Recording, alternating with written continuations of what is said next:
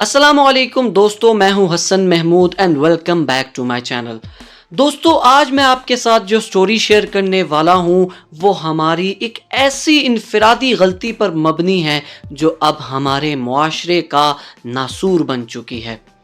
ہماری اس غلطی نے نہ جانے کتنوں کے دل دکھائے، نہ جانے کتنے ہی رشتوں کو توڑا اور نہ جانے کتنے ہی معاشرے تباہ کر دیے۔ تو دوستو، بغیر کسی دیر کے بڑھتے ہیں اپنی سٹوری کی طرف۔ تو دوستو، سٹوری کچھ یوں ہے کہ ایک باپ ہسپتال کے وارڈ میں بے چین ادھر ادھر چکر لگا رہا تھا۔ اس کا بیٹا ایکسیڈنٹ کے باعث زخموں سے چور سرجری کے انتظار میں لاچار پڑا تھا۔ ہاسپٹل میں ڈاکٹر موجود نہیں تھا جس نے سرجری سر انجام دینی تھی۔ ہاسپٹل کے سٹاف نے اس ڈاکٹر کو بر وقت کال کی اور ڈاکٹر نے بھی وقت پر فون کال کا جواب دیتے ہوئے کہا، میں بس کچھ ہی دیر میں ہاسپٹل پہنچ رہا ہوں۔ اب وہ ڈاکٹر جلد از جلد گھر سے نکلا اور کچھ ہی دیر میں ہسپتال پہنچ گیا۔ ڈاکٹر سرجری روم میں جا ہی رہا تھا کہ راستے میں اس مریض کا باپ اس کو ملا اور ڈاکٹر پر برس پڑا اور کہنے لگا، آپ نے آنے میں اتنا وقت کیوں لگایا؟ کیا آپ نہیں جانتے میرے بیٹے کی زندگی خطرے میں ہے؟ کیا آپ کو آپ کی ذمہ داری کا ذرا بھی احساس نہیں؟ اور نہ جانے کیا کیا اس کو کھڑی کھوٹی سنا ڈالی۔ ڈاکٹر خاموشی سے سنتا رہا اور جب وہ کہہ چکا تو ڈاکٹر نے جواب دیا، مجھے معاف کیجیے گا، میں کسی ضروری کام کے سبب ہاسپٹل میں موجود نہیں تھا، مگر جیسے ہی مجھے کال ریسیو ہوئی میں فوراً سب کام چھوڑ کر جتنی جلدی ہو سکا یہاں آ گیا۔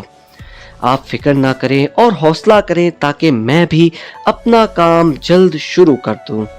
باپ نے سخت لہجے میں جواب دیا، آپ مجھے حوصلے کا کہہ رہے ہیں؟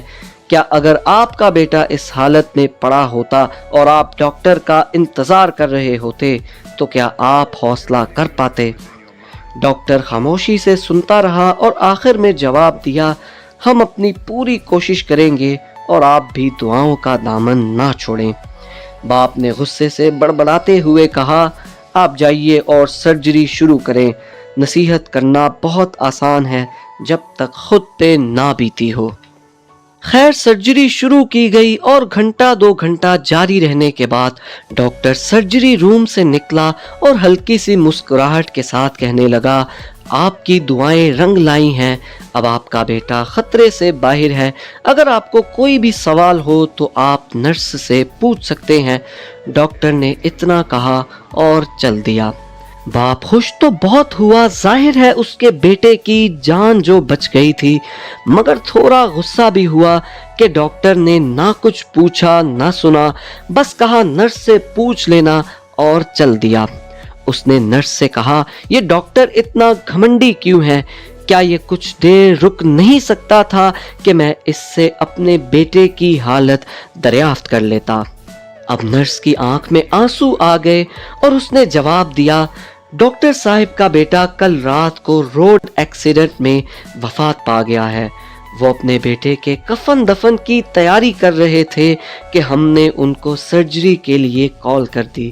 وہ سب انتظامات چھوڑ کر یہاں سرجری کے لیے آئے تھے، سو اب آپ کے بیٹے کی جان بچانے کے بعد ان کو اپنے بیٹے کا آخری دیدار کرنے اور کفن دفن کا انتظام کرنے کے لیے جلد واپس جانا تھا، اس لیے وہ یہاں نہیں رک سکے۔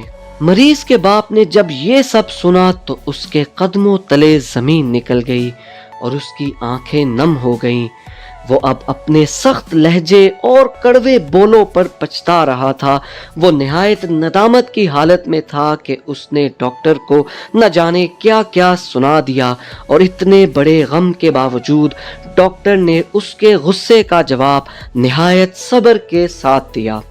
اس نے نرس کو کہا، آپ سب کا بہت شکریہ اور میں اپنے کیے پر بہت شرمندہ ہوں۔ آپ ڈاکٹر صاحب سے میری طرف سے معذرت کیجیے گا۔ میں نے ان کی نیت پر شک کیا مگر انہوں نے میرے بیٹے کی جان بچائی۔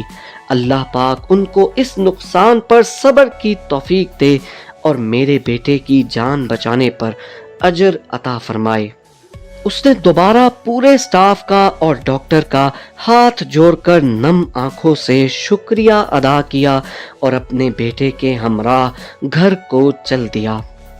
تو دوستو، اگر بظاہر کسی سے کوئی غلطی سرزد ہو بھی جائے تو ہمیں یہ جاننے کی کوشش کرنی چاہیے کہ کیا یہ انسان کسی صدمے یا حادثے سے تو نہیں گزر رہا، کیا کوئی غم یا ڈپریشن اس کو اندر سے تو نہیں کھائے جا رہا۔ کڑوا بولنے سے پہلے ہمیں یہ جان لینا چاہیے کہ کہیں یہ انسان مجبور تو نہیں اور اس کو حوصلے کی ضرورت تو نہیں۔ سخت لہجوں اور بغیر جانے فیصلہ سنا دینے سے پہلے ہمیں سوچنا چاہیے کہ کہیں یہ انسان اپنے ہی اندر کسی جنگ میں مبتلا تو نہیں۔ تو دوستو، اس پاورفل میسج کے ساتھ اس ویڈیو کے لیے اتنا ہی۔